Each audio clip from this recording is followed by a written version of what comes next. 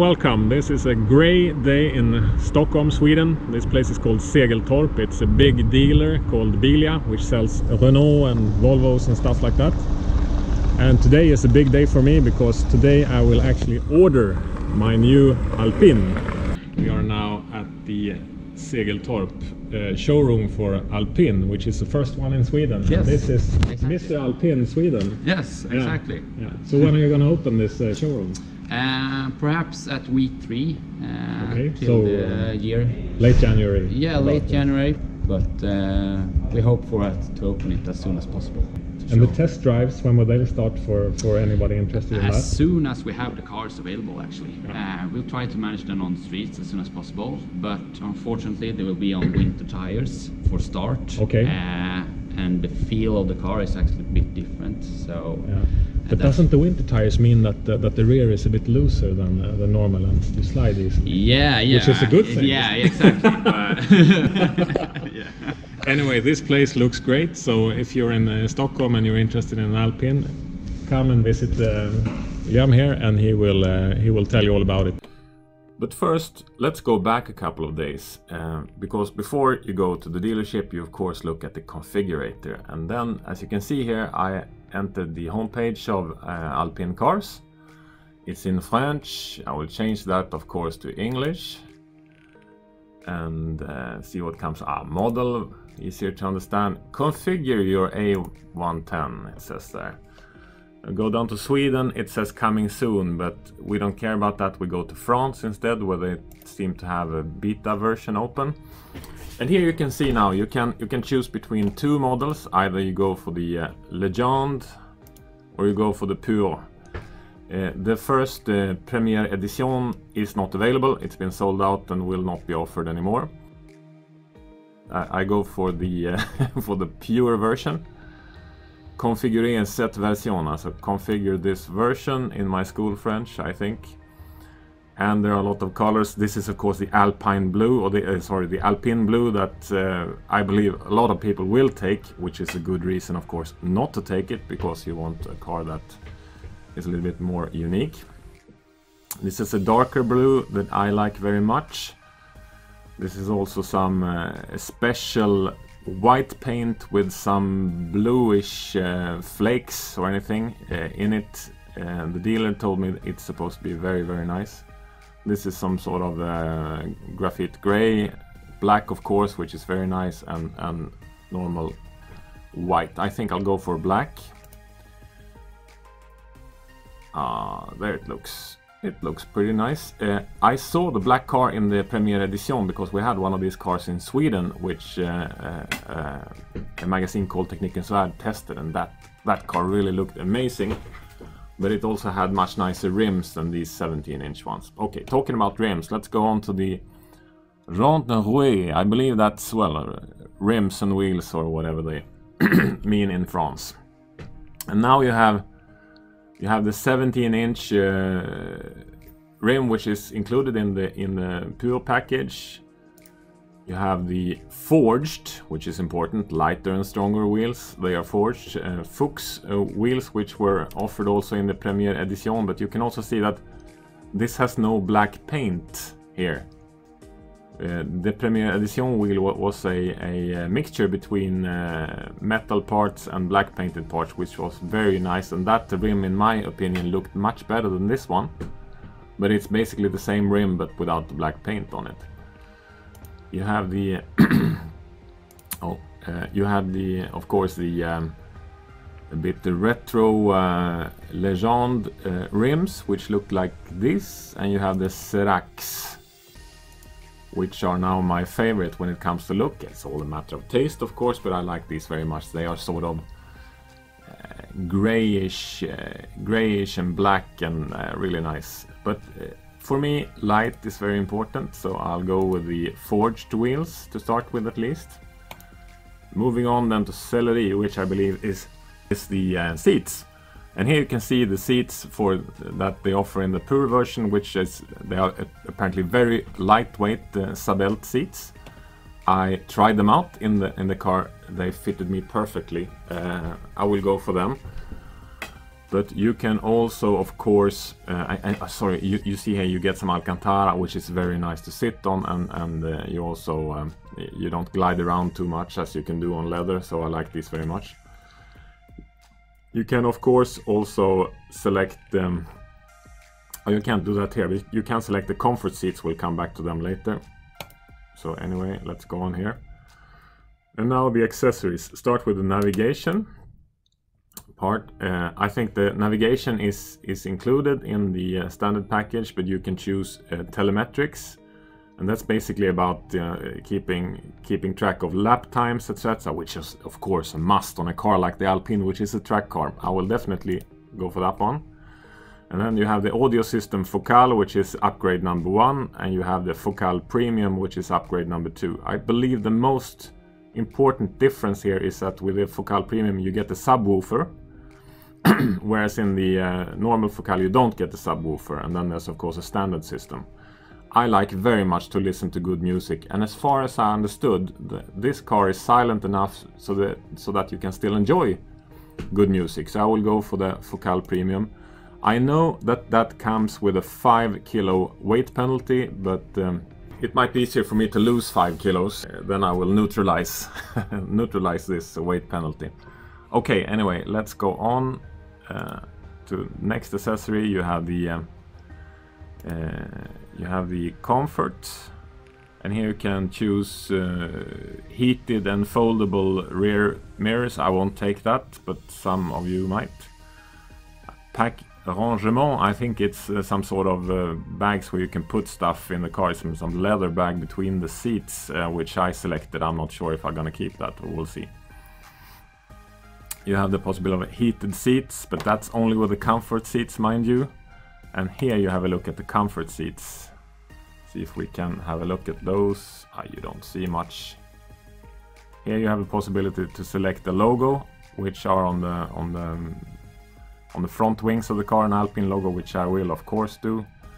You can have a blue blue Alpine logo in the steering wheel, which I will not take, and some other stuffs which are already included. Let's go back to conduit driving, that is. And here you can choose if you want some parking beepers, rear, front and rear. And then if you also want to see have a rear view camera. I'm not interested in any of these myself. This is a sports exhaust, which I am very interested in.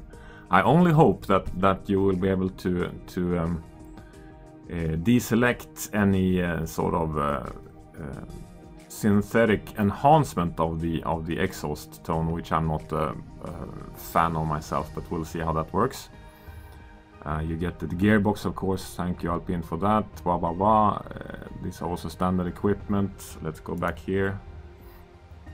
Security, safety maybe is better. And here you can choose a improved brake package. I think instead of going for the 296mm brakes, you can get 320mm brakes. It looks to me on pictures that I've seen before that the braking calipers are actually the same. So what you get for a price of about 1,000 euros, you get basically the 4 larger disc brakes, and of course some adapter that will put your braking caliper further out. It's pretty stiff. From a pricing point of view, I think you will be able to get this on the aftermarket too, but I select it anyway. And then you can of course also select, you can get blue painted brake calipers if you want that. Not so important for me. These are all standard equipment, everything. So let's go back here.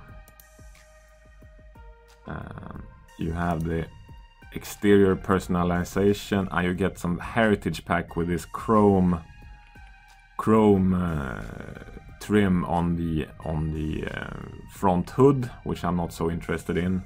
You can personalize the interior with aluminium pedals, which I did not select. I'm not sure about that.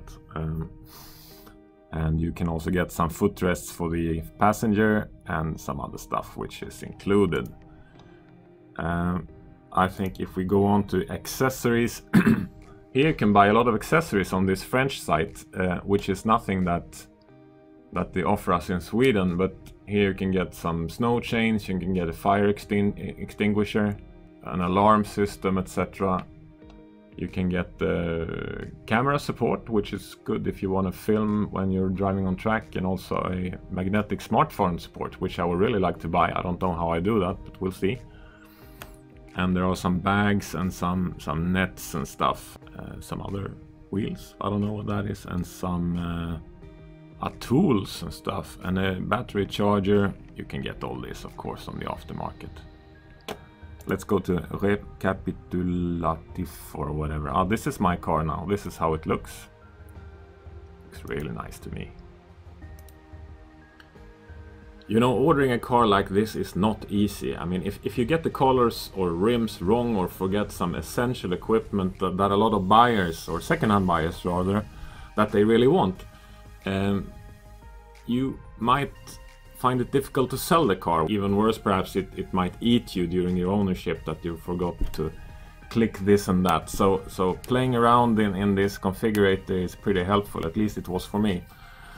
But when it comes to colors and rims and stuff, I'm struggling here. This is my car as I just did it. It looks great, of course, black and these forged wheels, but you can still think maybe it should be blue, maybe not Alpine blue, but the other darker blue instead. And then you get a car that looks like this, which you see a bit more of the shape in it compared with black. I think it looks fantastic also. And then you can of course go for the Bleu Alpine, the classic, a little lighter color. It's also a cool car. The main reason for not selecting this color for me is that there will be so many blue Alpine cars around. This car, Willem told me, was his personal favorite. It's a white, sort of flaky color which sort of shines in a bluish when the sun shines on it.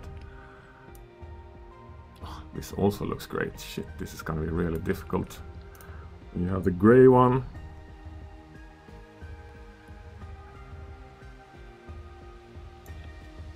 Also very nice, a bit more subdued, maybe not really my taste, but it's also a good looking car. And we're back to black. Personally, I think I like this one even better actually. Dark blue with some black accents here, looks really cool. And also it might be cool to have a blue, although it's not Alpine blue, but it's still, you know, a French car or a French sports car should after all be blue. I will see how that changes. But then let's have another look at the rims as well here. I was thinking about maybe this Serac rim would be an alternative too. So let's go and see if we can. We put that on and then we go back to color. And we have some exterior. I think these rims are even cooler actually. In your view, Willem, if you do a spec on an Alpine A110 today, which are the options that you should definitely not miss? The options that I approve very high is the high performance sports brake on the 320 millimeters, and as well as the active sport exhaust. Okay. That is, in my opinion, the most. That's the absolute must. Yeah, absolute must to have on the car. So after thinking probably too much about this, I decided for the following specification of this car. I went with a pure version to start with. I then selected the dark blue metallic, which I believe was beautiful, and also a different color from the lighter blue that many people will take. I tried the Serac 18 inches, hoping that they are not too heavy. If I get information that they are really heavy, I might change this. I had the normal seats, so the sport seats, which are very light. The telemetrics, of course. And I tried the Audio Focal Premium, the highest spec audio system, which, since I like music a lot.